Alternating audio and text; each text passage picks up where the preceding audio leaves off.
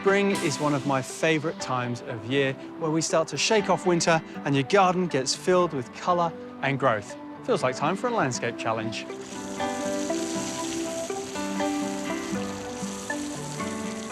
There is a great spot outside of Bunnings Pimble, you guessed it, right where the sausage sizzle is, and they're letting me build a welcome garden from the ground up, and I'm going to pack it full of great ideas that you can use on your next project. To get us started, I need a bit of a hand from the red and the blue shirts. So to fast-track the plan, and before we can get on to creating our garden, there's some important prep work to be done. So first, the team is installing some timber subframing to house our deck.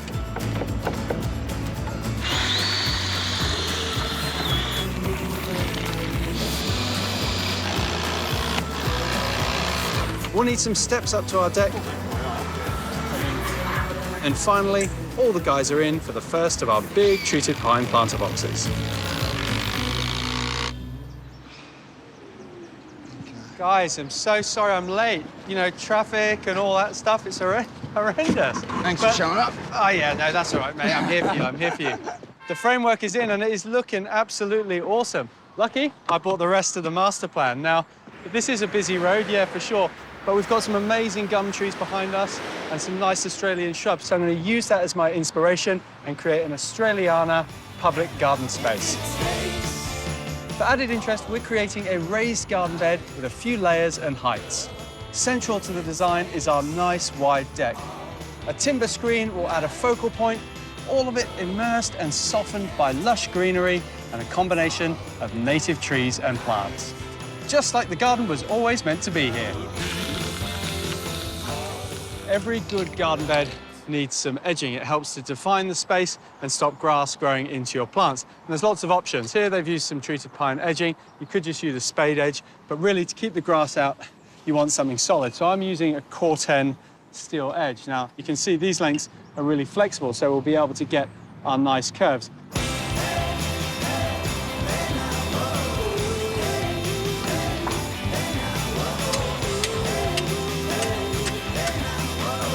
Australians have got a real love affair with the deck, and it's not hard to see why. They're great spaces for entertaining, and timber just adds such a nice warmth to a space. It just makes you want to be in there. I've selected a 140mm Merbau board. It's nice and big and chunky because it suits the proportions, and I've found these fancy little spacers that have got these flaps on, so when we're spacing them out, it's convenient because they don't fall through the gaps. And I would just stay there forever, 'cause that's where I belong. That's where I belong. We'd be riding in taxis, sitting in the backseat, watching as the sun comes up. Nice to see some plants finally arriving. You'll notice I've increased the garden bed all the way out here using the edging as well. That way, by encroaching into the entry of the store, it's really going to entice people up onto the deck. Now, this is only a semi-permanent structure, so I've protected the paving below with a bit of plastic.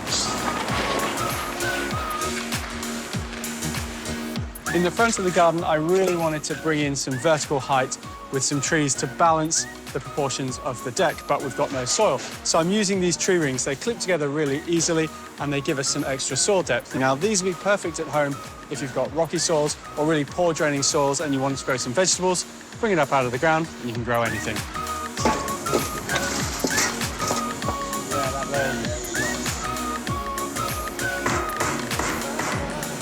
I really love when the plants arrive on any project because they just bring so much life to all the hard structures. And the quality here is really, really excellent.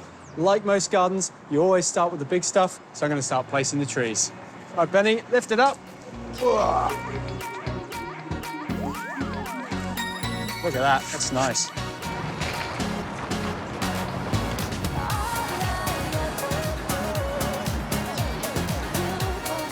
To bookend the end of the deck, we've got this fantastic feature screen with this great copper detail.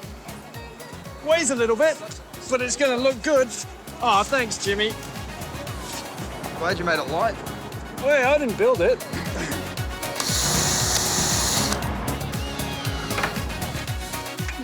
Now, that's what I call a screen.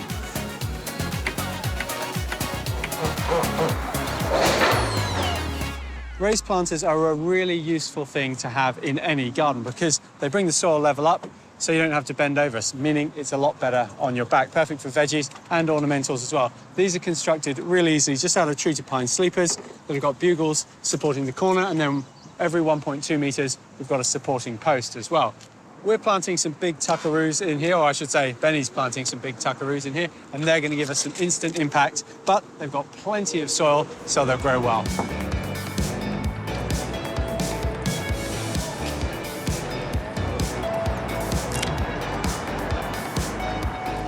I'm then going to mirror them on the other side to make the whole space feel enclosed. Now it is time for the good stuff, the plants. And like all planting schemes, you start with the biggest first.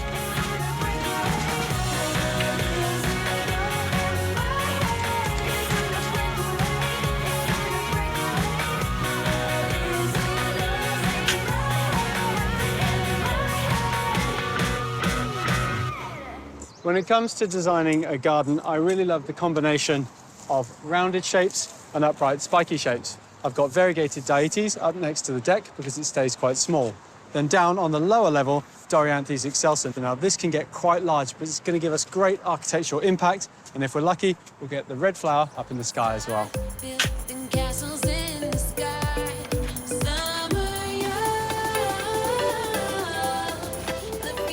In this front garden bed, I'm going for a combination of two great Aussie natives. We've got Hardenbergia violaceae. This is a fantastic plant that you can use as a climber, a ground cover, or like I'm using it, to spill over an edge. It's got a really hard leaf, so it can take lots and lots of sun. And it's got this flower, which is so typical of the Fabaceae family, or the pea family. Lovely pink sprays, these really interesting little blooms. And then behind it, I'm using Acacia cognata limelight. Now, this is a dwarf acacia. It will form a nice little bun. It does get a flower, but really you grow it for this sort of shaggy foliage. A couple of great plants in a lovely combination.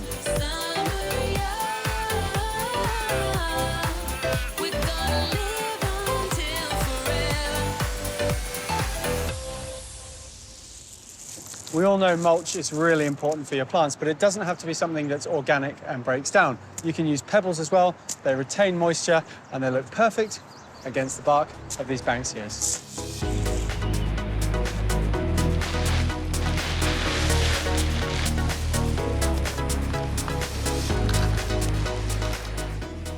To finish off the garden bed at the front, I'm using crushed granite. It's a really great cost-effective alternative to paving. Now, there is quite a lot of it here, but to also contrast the amount of planting at the back, it's going to give us this lovely negative space and really show off these trees. The colour ties in perfectly with our native planting theme as well.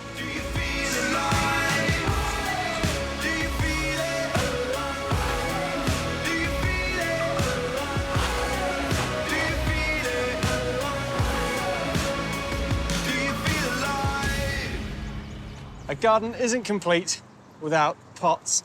And for here, I'm using a combination of succulents and this great looking scribbly gum. Now, scribbly gums much prefer to be in the ground, so you need some space for them. If you're planting them in a deck, you could cut a hole in and maybe have it growing through, but here I'm just putting it in a pot because it's not going to last forever. And what I really love is the glaucous foliage contrasting with this fantastic black screen. It's perfect.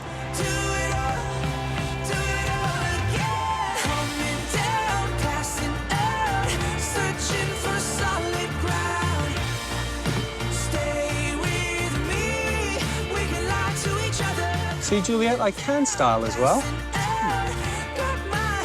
I can't believe how well this garden has turned out. I'm completely chuffed with the way it's come together.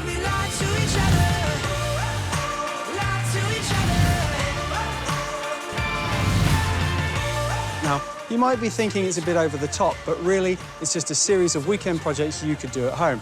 You might build a deck. It might be a screen, a raised planter, or maybe just a cluster of pots. And if you do just a few of these things, it can completely transform the way you use your garden.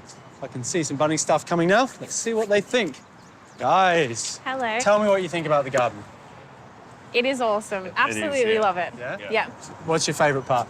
I really love like the screening, the steps. It's all like hidden away. It's really nice. awesome. Really yeah, it's really love yeah. it. So what do you guys think you're going to use this space for now we've built it? So it's 24-hour access from the community. It's outside the nursery. We have our sausage sizzles here on the weekend, so it'll be really cool. So you can grab a sausage and sit up on the deck and relax? Absolutely, yeah. And we've got a local school performing here just this weekend coming. So yeah, it's cool. gonna be So great. sausage sizzles for everyone. Sausage sizzles for everyone, exactly. Be happy. No, you can never rain on me. Labels can be a really useful thing. Take the ones on these plants, for example. They tell you how much sun the plant needs, how much water, and how big it's going to grow. Other labels, like sustainable and eco, they can leave you warm and fuzzy, but what do they actually mean in a practical gardening sense? Now, we all want to live more sustainably, but where do you actually get started? Now, so many of us have been dealing with so much rain, and it's pouring today, but you don't have to have a long memory to think back to times of drought and water restrictions. But now is the time to put in an irrigation system and prepare for that.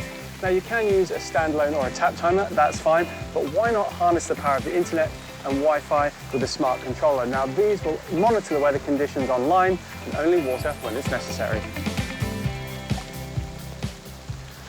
Another great way to conserve water is to install one of these. Why not take advantage of all the rain falling? And then you'll have plenty of water to water your veggie patch when the drought sets back in. Now, this veggie patch is looking a little bit sad. So before I get on to planting, I'm going to start clearing out. To help feed our veggie patch, I'm going to be putting in a compost bin behind us. Now, these weeds are fine to go in there, but anything that has seeds on it, like this bindi, you want to keep out of the compost. So the plant will die down, but the seeds will survive because it's not going to get hot enough in a tumbling compost bin. And then when you put that back in the garden, you're just going to reinfect it with weeds. One of the best things you can do for the environment is to start a compost bin. It lessens your kitchen waste, it lessens your carbon footprint, and you create fantastic compost for your garden. Now, tumblers are a great way to do it because they speed up the process. You simply put your waste in, give it a turn, and then your compost is made. Now, just like a compost heap, you want a combination of green stuff, which is stuff like your kitchen waste and old weeds. You want about 50% of that, and 50% brown stuff, which is twigs and things like dried leaves like this. Now, often you don't create enough brown compared to the amount of green you make out of the kitchen, so you can add in some sugarcane mulch like this. Now, there's a couple of things you shouldn't put in your compost bin, mainly bread and meat, because that's going to attract vermin, so keep them out.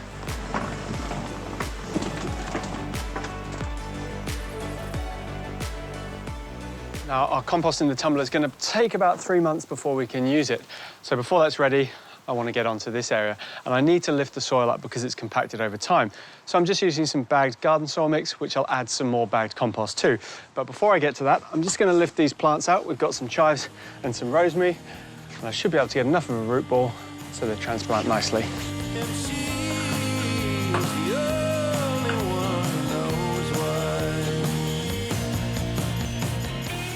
Now we've got our soil levels up, it's time to add in some compost. Now, I'm using mushroom compost, and it's incredibly organic and dense, so it holds on to lots of moisture. It's got lots of nitrogen in it too, so it's perfect for leafy greens and veggie patches. But you do want to mix it through your soil really well, because it's got quite a high salt content. In an area like this, I'm going to use 4 bags of mushroom compost and just dig it through really well before I start planting.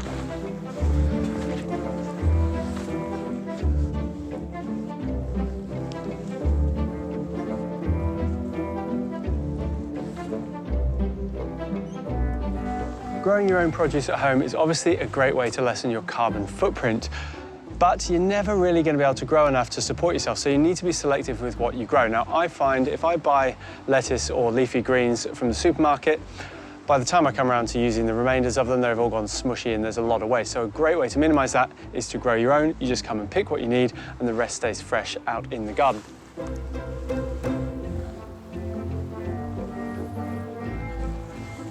Herbs really like being in pots because they're really free draining, and you can move them around into the sunny spots of the garden to really maximize the flavor.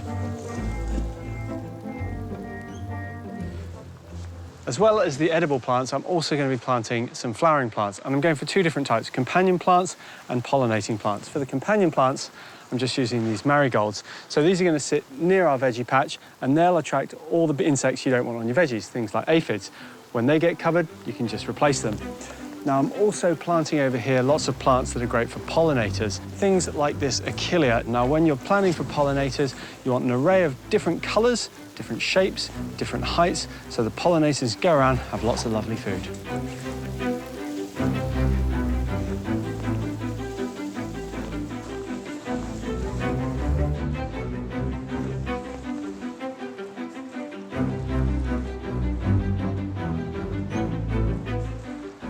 At the end of every good story, there's a happy ending. And in the garden, that's always with mulch. Now, I've gone for two types. Around the garden beds, I've gone for a eucalyptus mulch. It's coarser and it's going to break down slower than the sugarcane mulch that I'm using in the veggie patch. So if you just try a few of these eco tips, you'll lessen your footprint and have a more sustainable garden.